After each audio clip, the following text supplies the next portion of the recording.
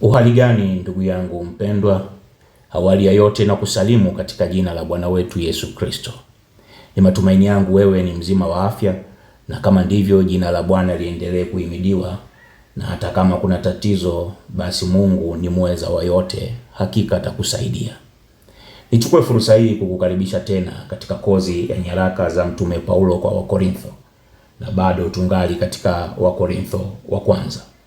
Ndugu yangu mpendwa, nikusihi sasa uweze kuandaa daftari, kalamu na Biblia ili uweze kupata nukuu ya kile tunachokwenda kujifunza. Lakini kabla ya yote, kama maandiko yanavyotutaka, kwanza tuwe na dua ili Mungu aweze kubariki kipindi hiki. Ungana nami katika sala hii tafadhali. Tuombe. Mwenyezi Mungu muumba mbingu na nchi, utupaye uzima, tunakushukuru kwa kuwa wewe ni mwema. Tunakushukuru kwa baraka unazotujalia za kimwili na zaidi sana baraka za kiroho. Tunakushukuru kwa kutuwezesha kuingia katika mwaka huu wa 2026. Tunakuomba neema na upendo wako vikaendelee kudumu katika miaka yote itakayosalia katika maisha yetu, na zaidi sana katika kipindi hiki. Bwana na Mwokozi wetu, tunakuomba vile vile utuwie radhi pale ambako tumekwenda kinyume na mapenzi yako, lakini tunaomba utubariki pale ambako tumefanya sawa sawa. Tunakusihi uendelee kutupa fursa ya kuweza kuhubiri neno lako kwa watu wote na kwa njia zote. Tunakabidhi kipindi hiki mikononi mwako, wewe ukawe pamoja nasi, ukutusaidie tuweze kuelewa yale ambayo umemsaidia Mtume Paulo kuweza kuandika katika kitabu hiki cha Wakorintho wa kwanza sura hii ya 12. Tusaidie nasi pia tuweze kuweka katika matendo mafundisho yake ili tuweze kustahili kuitwa kuwa wanao, na kwa wale ambao sio basi waweze kufanyika kuwa wanao. Katika Kristo Yesu tunakabidhi mikononi mwako kipindi hiki tukiomba na kushukuru. Amen.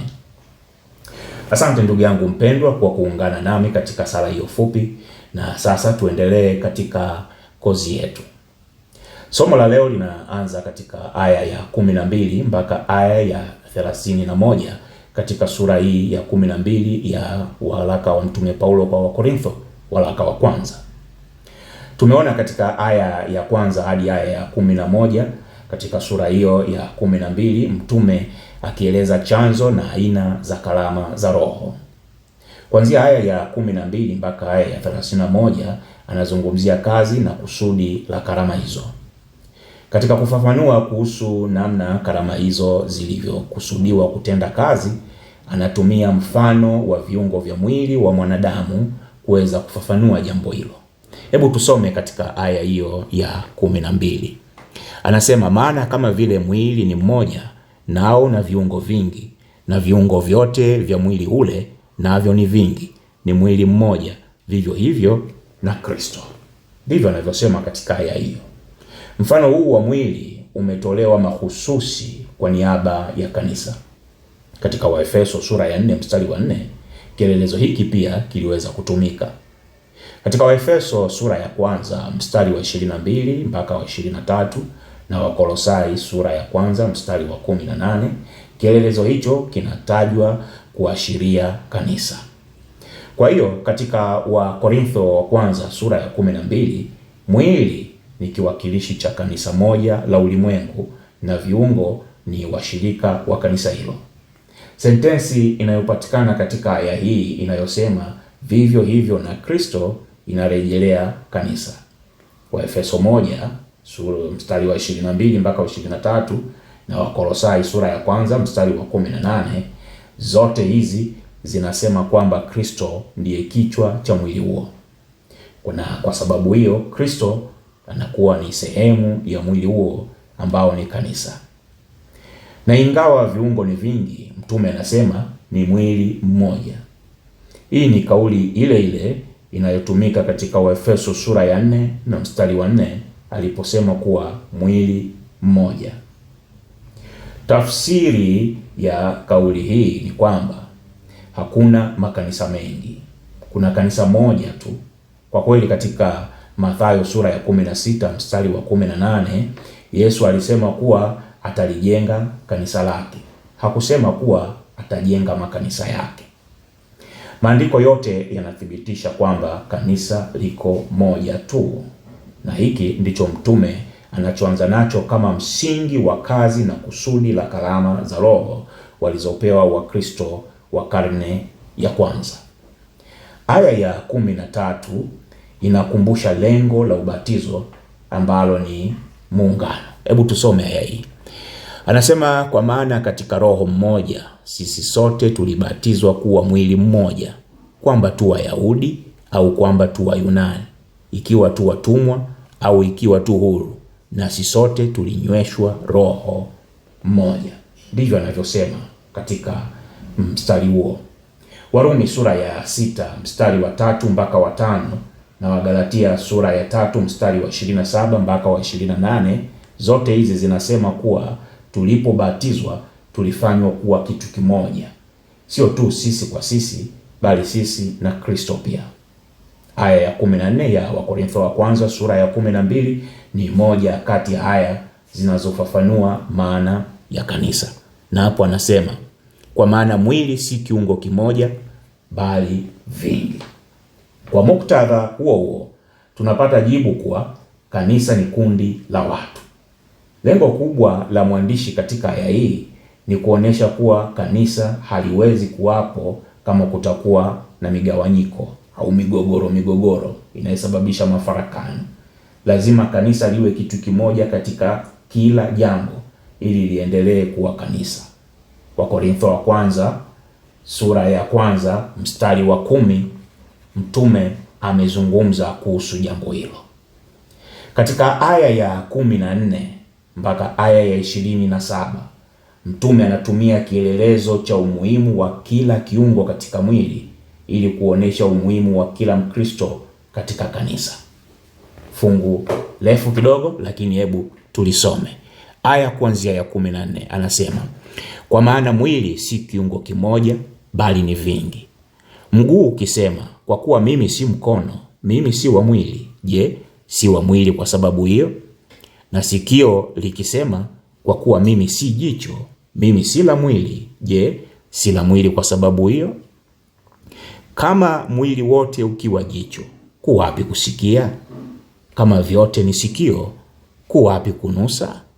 Bali Mungu amevitia viungo kila kimoja katika mwili kama alivyotaka. Lakini kama vyote vingekuwa kiungo kimoja, mwili ungekuwa wapi? Lakini sasa viungo ni vingi, ila mwili ni mmoja. Na jicho haliwezi kuuambia mkono, sina haja na wewe, wala tena kichwa hakiwezi kuambia miguu, sina haja na ninyi. Bali zaidi sana vile viungo vya mwili vidhaniwavyo kuwa ni vinyonge zaidi, vyahitajiwa zaidi.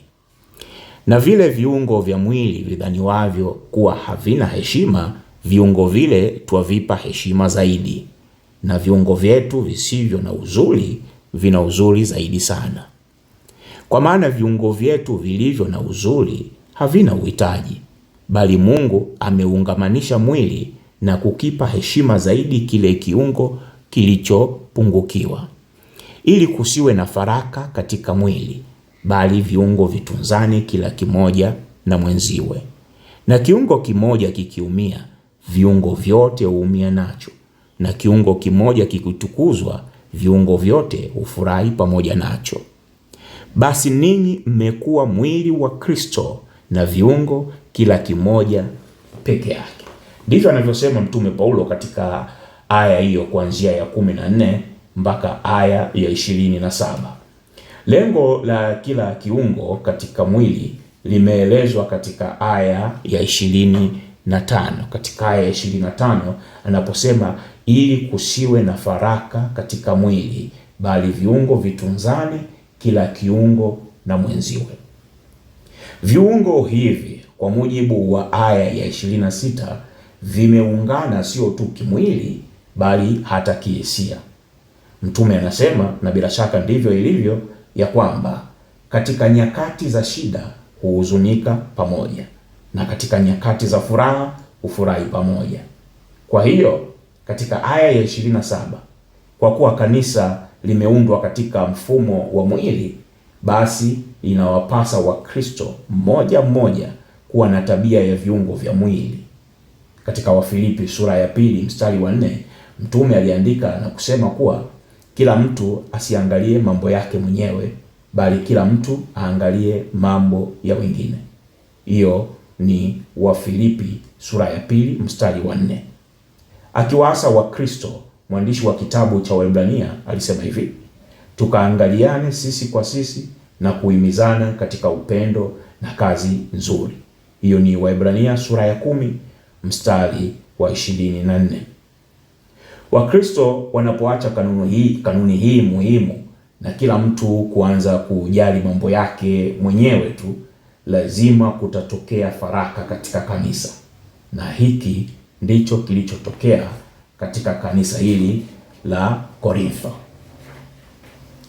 Wakiwa na picha ya jinsi viungo vya mwili vinavyofanya kazi katika mwili, katika aya ya 28 mpaka aya ya 31 anawarudisha tena katika karama ili wapate picha kamili. Hebu tusome katika aya hiyo ya 28 mpaka aya ya 31, sehemu ya mwisho kabisa. Anasema, na Mungu ameweka wengine katika kanisa, wa kwanza mitume, wa pili manabii, wa tatu walimu, kisha miujiza, kisha karama za kuponya wagonjwa na masaidiano na maongozi na aina za lugha.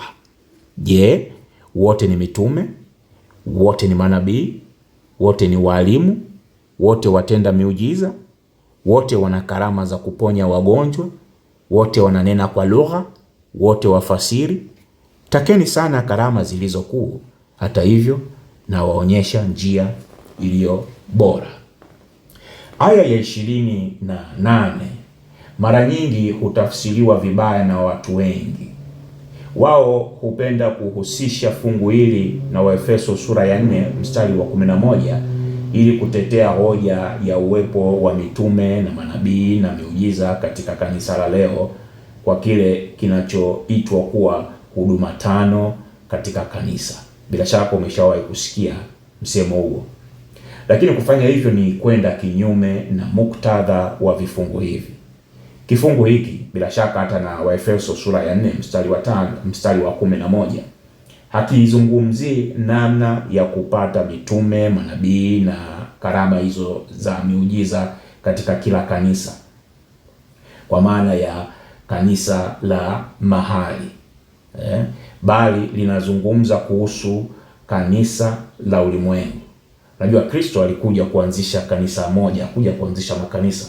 Sasa kanisa moja la ulimwengu mzima linaundwa na makusanyiko moja ndio linatengeneza kanisa moja la ulimwengu mzima. Ndio maana katika Waefeso 4:4 anasema mwili mmoja, kwa maana ya kanisa moja.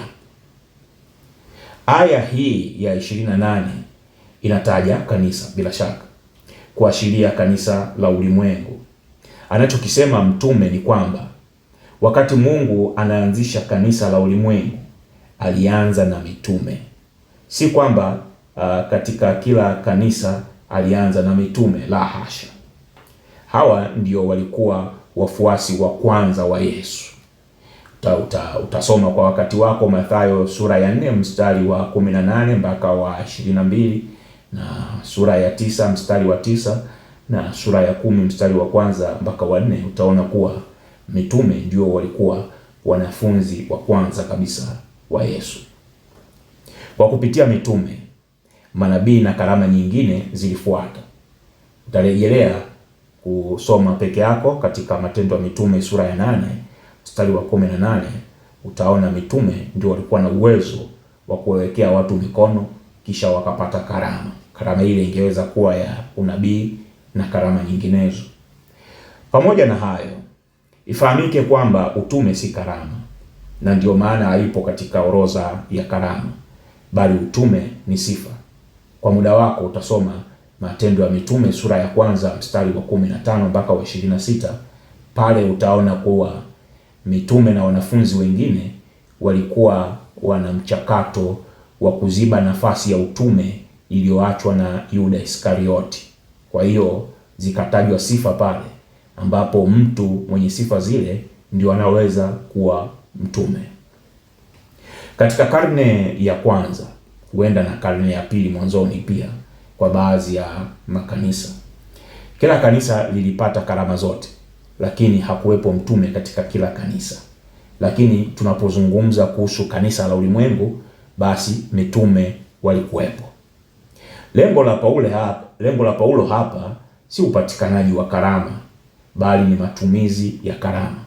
Katika aya 29 na 30 maswali yanaulizwa, maswali ya balagha haya. Mstari wa 29 anasema, je, wote ni mitume? Wote ni manabii? Wote ni walimu? Wote wanatenda miujiza? Wote wana karama za kuponya wagonjwa? Wote wananena kwa lugha? Wote wafasiri? Jibu linalotarajiwa katika maswali yote haya ni hapana. Wote sio mitume, wote sio walimu, wote sio manabii, wote hawatendi miujiza, wote hawana karama ya kuponya wagonjwa, wote hawaneni kwa lugha, wote sio wafasiri. Lakini swali hapa ni kwamba maswali haya yana maana gani hasa? Bila shaka mtume anajaribu kuwafumbua macho ili waone kusudi la kwa nini karama hizi ni tofauti na kwamba walipewa watu tofauti. Kusudi la karama hizi ameeleza wazi katika sura ya 14 mstari wa 12, ambapo siku zijazo tutajadili. Lakini hapo anasema hivi: kwa kuwa mnatamani sana kuwa watu wenye karama za Roho, takeni sana kwamba mzidi sana kuwa nazo ili kulijenga kanisa. Hilo ndilo kusudi la karama zile. Kusudi hili pia limefafanuliwa vizuri pia katika kitabu cha Waefeso sura ya 4 mstari wa 12, mtume alipoandika na kusema hivi: kwa kusudi la kuwakamilisha watakatifu, hata kazi ya huduma itendeke, hata mwili wa Kristo ujengwe. Kwa mujibu wa waraka wa pili wa mtume Paulo kwa Timotheo sura ya 3 aya ya 16 mpaka ya 17, mtu anakamilishwa na neno la Mungu. Kwa hiyo anaposema kwamba kwa kusudi la kuwakamilisha watakatifu wanakamilishwa na neno la Mungu pekee. Na anaposema kazi ya huduma, tunajua kwa mujibu wa muktadha, huduma hiyo inayozungumziwa hapo ni Injili. Kwa hiyo karama zilitolewa katika kanisa la awali ili kuwakamilisha Wakristo katika Injili, kitendo ambacho kilimaanisha kulijenga kanisa. Kwa maana nyingine, kulifanya kanisa liwe komavu kiroho. Katika aya ya 31 sura ya 12 ya kitabu cha Wakorintho wa kwanza, aya ya mwisho kabisa, mtume anawaambia hivi: takeni sana karama zilizo kuu. Kauli hii iliashiria kwamba karama walizokuwa wakizitamani sana na kuzishindania hazikuwa kuu. Swali hapa ni je, karama hizo kuu ni zipi? Bila shaka kwa mujibu wa sura ya 13 na aya ya 13, karama hizo kuu ni imani, tumaini na upendo. Kwa mujibu wa Paulo katika aya ya 12 mstari wa 31, anasema hii ndiyo njia iliyo bora. Katika sura ya 13 anakwenda kujadili kwa kina kuhusu njia hiyo iliyo bora ambayo wao na sisi tunapaswa kuifuata. Hicho ndicho anachojadili mtume Paulo katika sura hii ya 12.